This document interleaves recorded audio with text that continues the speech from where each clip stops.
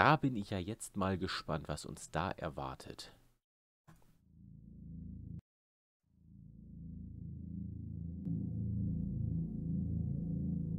New Baltimore is a small town in New York with a population of just over 3,000 people. In 2007, the first images of the town were uploaded to Google Maps. But unlike most locations on the platform, for some reason the Street View images seem to be corrupted, making the entire town look warped and discolored, resembling something completely different from the actual town in real life. If you zoom out far enough, the glitch disappears, and the roads, people, and houses start to look normal again. The location had the same appearance on Google Maps for 8 years, until in 2015 Google finally managed to fix the issue by uploading new pictures of New Baltimore to the platform. To this day, it's unknown what caused the glitch, and Google never gave an explanation as to why it happened. Of course, small glitches and equipment errors happen all the time, but what's unusual is that this is the only location on the platform where the entire town looked like this. But what's most disturbing is that even after Google supposedly fixed the glitch around 2015, after 8 years of its existence, some people still reported that there were certain spots in New Baltimore where the Street View would temporarily glitch and show a distorted, creepy version of the people and houses. Because Google never disclosed any information about the glitch publicly, people have tried to come up with explanations for years. Many users have claimed that it wasn't a glitch at all, and that New Baltimore is really some kind of portal, while others say the entire town is haunted. To this day, some people still claim that the glitch was never entirely fixed. In 2000... Na gut. Das war jetzt eher schwach. Mal gucken, ob jetzt hier noch was Richtiges kommt. In 2019, a man named Jerry Nyman was simulating a school bus route in Florida using Google Maps. At the time, Jerry worked for the transportation department of the Palm Beach County School District, and his job involved making sure the bus routes were safe enough so children could easily get on and off the bus without having to walk close to any busy highways. One day, Jerry got an email from a nearby middle school asking him to make sure the current bus routes were safe, and this is where things took a turn. After reading the email, Jerry realized that the school was close to his ex-girlfriend Erica's house. As he was checking the bus route on Google Maps, he noticed something that looked like a white car at the edge of a man-made lake next to Erica's house. He quickly texted her and asked her if she had ever seen the car.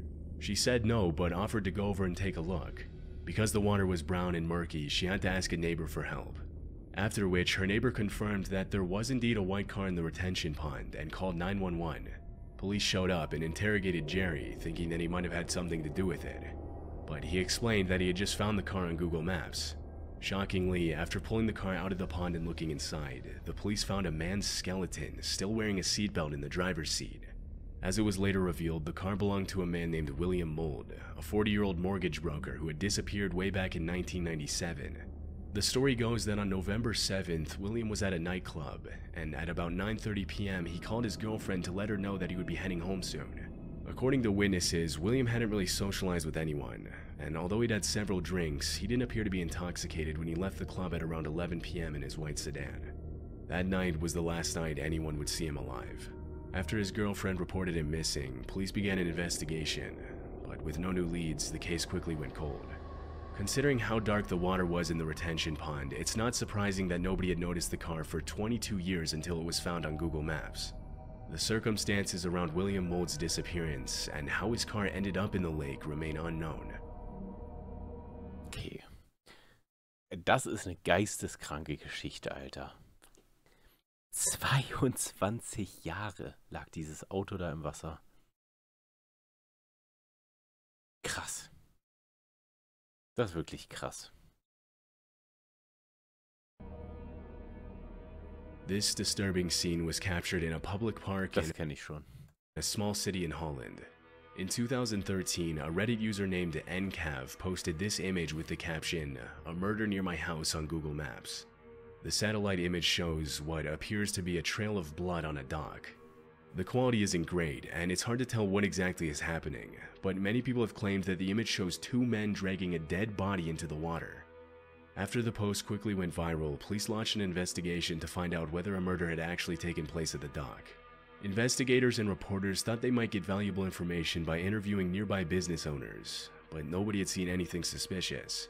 If it was a murder, getting rid of a dead body in the middle of a popular public park in broad daylight is questionable, but as you'll soon see, stranger and more disturbing things have been captured on Google's satellite images. A week after the image was posted, a 52-year-old woman named Jacqueline Kunen claimed that the image shows her and her friend playing with her brown golden retriever, and that the trail of liquid was actually water from the dripping dog, which looks dark red in the picture because of the lighting. While this is a possibility, crime scene investigators aren't fully convinced. Forensic analysts say that the stains look exactly like blood looks in the satellite image, and that the stain patterns on the dock show a clear dragging pattern, as if something heavy had been dragged on the dock, not a dripping pattern. Years after the original image was captured, a forensic team analyzed the scene with special equipment. They found no traces of blood on the dock, but they said it's possible the blood could have fully faded after so much time. Whether the satellite captured an innocent image of two women playing with a dog or something much more gruesome remains unconfirmed.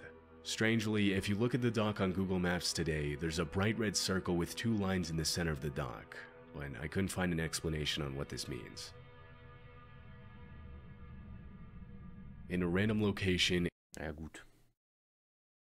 Das mit dem Hund klingt ja schon irgendwie legitim. In Sonora, Mexico, a Google Street View car photographed four masked men standing in the middle of the road. On one side of the road, a man wearing a scream mask can be seen next to another man wearing a Mexican wrestling mask over his face. A third person with a werewolf mask stands in the middle of the road alongside another man wearing a balaclava and a hat. After the discovery was posted on Reddit about a year ago, people started coming up with theories to explain the strange scene. One possibility is that the people in the image were following the Mexican Day of the Dead tradition of dressing up in masks and costumes to dance and celebrate their ancestors. On this holiday, it's common in some communities for people to dress up and dance on the street for money, inviting passers-by to dance with them. The legend goes that if you join in and dance with them once, you have to do it for 7 years straight to avoid getting chased by ghosts. The Day of the Dead theory sounds possible, however the picture was taken in April and the Day of the Dead isn't until November, which means that the people in the image were covering their face for another reason. Many people have speculated online that since the photograph was taken in an area made famous by the Sonora cartel, the men could be cartel members. The reasons for standing on the road are unclear, but some people think that something sinister might have been taking place when the images were captured. The Sonora cartel is one of the oldest and most notorious drug cartels in Mexico. They made their name as one of the first cartels to ship many different drugs into the US. But whether the people in the image are actually cartel members has not been confirmed. Interestingly, this isn't the first sighting of people wearing strange masks on Google Maps. In 2013, Ich finde diese Aussage so dumm, dass einfach randommäßig in den Raum geworfen wird. Ja, man weiß, also keiner weiß jetzt, warum die da stehen, keiner weiß, warum die da Masken aufhaben, aber die Leute glauben, das hat etwas mit, das muss etwas Schreckliches, also das hat etwas mit etwas Schrecklichem zu tun. Wie dumm ist diese Aussage? Kein Mensch weiß irgendwelche Hintergrundinformationen dazu, aber man geht von was Schrecklichem aus. Das ist so random, so dumm. Das ist doch inzwischen sogar zu so einem Trend geworden, dass wenn man sieht, dass irgendwie dieses Google-Auto rumfährt, dass man da ganz, ganz schnell irgendwas Dummes machen will, damit man dann bei Google Maps zu sehen ist. Also, keine Ahnung, ey. a group of people was photographed wearing pigeon masks near a railway station in western Tokyo. Although the image is a little creepy, it was later revealed that the whole thing was actually just a staged prank led by a group of art students from a nearby university. But it's unlikely that this is what was happening in the images that were taken in Mexico. In March of 2014, a Malaysia Airlines plane with 227 passengers and 12 crew members on board disappeared during a flight from Kuala Lumpur to Beijing. The mysterious disappearance of Flight 370 triggered a massive international search operation. But 3 years later, in January 2017, the governments of Malaysia, Australia, and China called off the search. To this day, the reasons for the plane's disappearance are unknown, but because it's known that a plane has to be under manual control to deviate as much from its course as Flight 370 did, most experts speculate that a sort of hijacking operation is the most likely explanation. 1 year after the search was called off, a man named Ian Wilson claimed that he had found the crash site on Google Maps in a random location in the middle of the Cambodian jungle. Determined to find the remains of Flight 370, Ian and his brother Jackie traveled to Cambodia to search for the plane. Unfortunately, because the terrain in the jungle was incredibly dangerous, they had to turn back before they could reach the crash site. But the brothers planned to return to the Cambodian jungle sometime in the future to find it. Although it's disturbing to see a plane stranded in the middle of the jungle, authorities have clarified that it's unlikely that this is the lost Malaysia Airlines plane.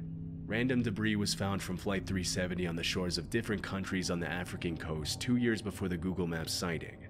And it would have been almost impossible for this debris to have made its way from the Cambodian jungle to the beach, across the Indian Ocean, and onto the shores of Madagascar and Tanzania. But there's also evidence that suggests this could be the crash site of Flight 370. For example, at the time the plane lost contact with the operations. Selbst wenn das nicht dieser Flug ist, stellt sich doch die Frage, warum da ein Flugzeug mitten im Dschungel ist.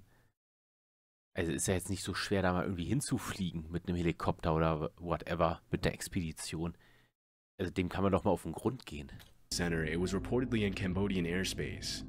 Also, the missing Malaysia Airlines plane was a Boeing 777, which measures about 242 feet, and using the measuring tool on Google Maps, the length of the plane in the satellite image is almost a perfect match. Some Cambodian residents also revealed during interviews that they had seen a plane with a kite-like emblem flying overhead in that same area around the date of the crash. The contradicting evidence triggered a conspiracy theory, with people claiming that the debris had been planted on the shores of African countries by the Malaysian government to close the case quickly and avoid having to admit that they completely botched the initial search for the plane. Because it's still unknown where Flight 370 crashed, this could be a possibility. But even if this isn't where Flight 370 went down, the fact that there's a random, undocumented plane stranded in the middle of the Cambodian jungle is pretty unsettling. The story behind this Google Maps image is particularly disturbing. Okay, das müssen wir jetzt aber mal kurz checken. Also, wo ist er hier? Kambodscha? Completely botched the initial search for the Dann plane. scrollt er dahin. So, Moment, das machen wir jetzt auch mal. 370 crashed. This Hier, genau hier ist er. Plane in the forest. Lol. Sehenswürdigkeit.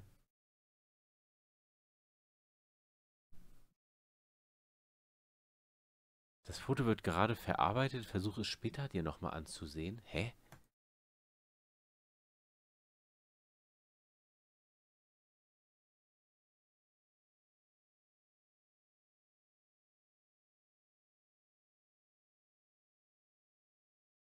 Das ist dumm. Ich darf das Foto mir nicht angucken. Wieso darf ich mir das Foto nicht angucken?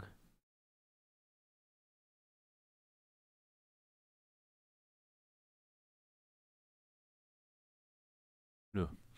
Das Foto von diesem Flugzeug kann man sich nicht...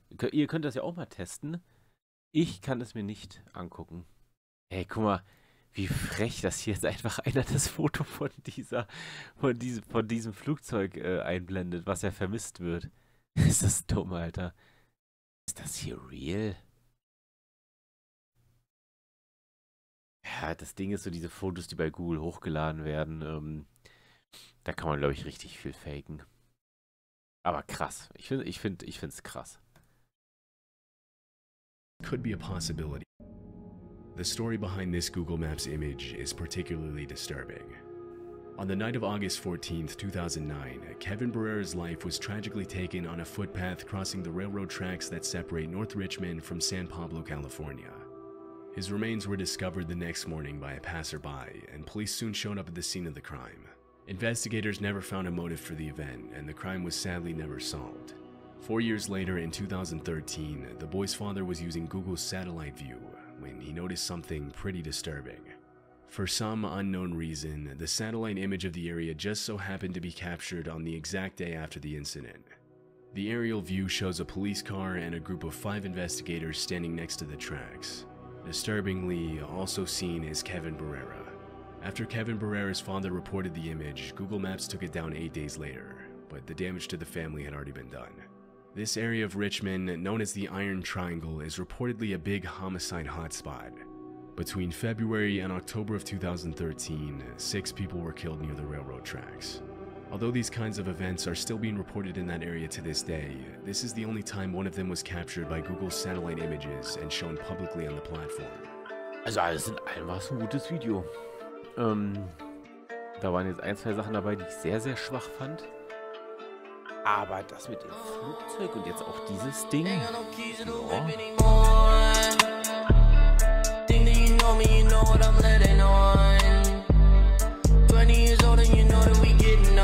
Georgia, I'm living, I'm having fun. Ain't got no patience, don't hit me up.